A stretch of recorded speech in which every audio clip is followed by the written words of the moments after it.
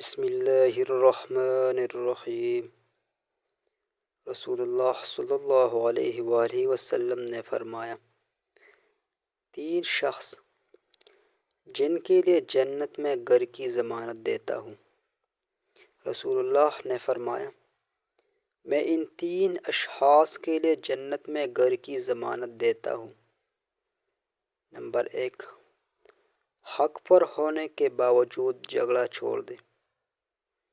Number 2، مذاق میں بھی جھوٹ نہ بولے۔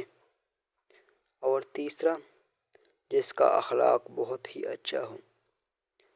اللہ سے رجوع کرنے میں دیر نہ کرو، بے شک اس نے عرش الہی پر تحریر لکھتی ہے، میری رحمت میری غضب پر باری ہے۔ خوب نام ہے محمد صلی اللہ علیہ وآلہ وسلم، جس پر نقطہ بھی رب کو گوارا نہیں۔ ان کی محبت سے جوموں پھیرے دونوں جہانوں میں اس کا گزارا نہیں۔ دامن مصطفیٰ صلی اللہ علیہ وآلہ وسلم کو ہم چھوڑ دیں، اتنا کمزور ایمان ہمارا نہیں۔ خود اللہ نے نبی صلی اللہ علیہ وآلہ وسلم سے یہ کہہ دیا، جو تمہارا نہیں وہ ہمارا نہیں۔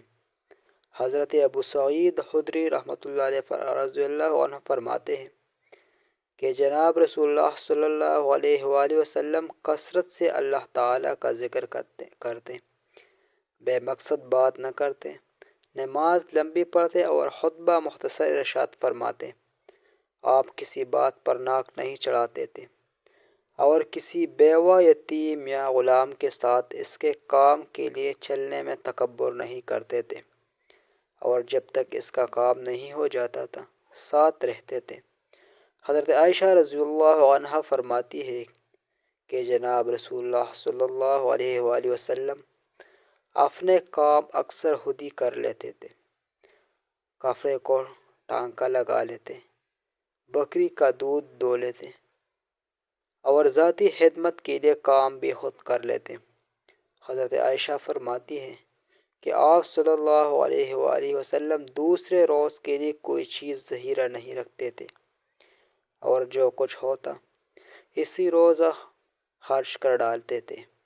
حضرت ابو ذر غفاری رضی اللہ عنہ فرماتے ہیں کہ جناب رسول اللہ صلی اللہ علیہ وآلہ وسلم نے فرمایا کہ میرے پاس احد پہاڑ جتنا سونا بھی ہو تو میں اپنے پاس 3 دینار سے زیادہ ذخیرہ نہیں رکھوں گا، اور سب کا سب اللہ تعالیٰ کی راہ میں خرچ کر دوں گا۔